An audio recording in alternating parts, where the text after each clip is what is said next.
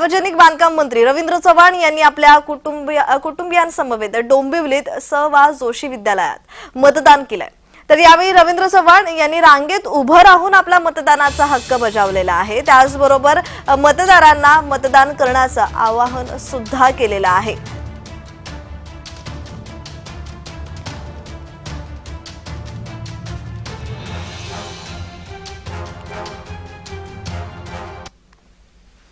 आपणा सर्वांना माहित आहे की लोकशाहीचा हा सर्वात मोठा उत्सव आहे। मतदानाचा हक्क जो आहे तो सकाळी सकाळी सर्व डोंबिवली शहरामधील असणारे नागरिक हे मोठ्या उत्साहामध्ये मतदानाला बाहेर पडलेले आहेत। विकसित भारत हे स्वप्न साकार करण्यासाठी पंतप्रधानांचं मोठ्या उत्साहामध्ये शहरातील प्रत्येक जण हा मतदानासाठी उतरलेला आहे।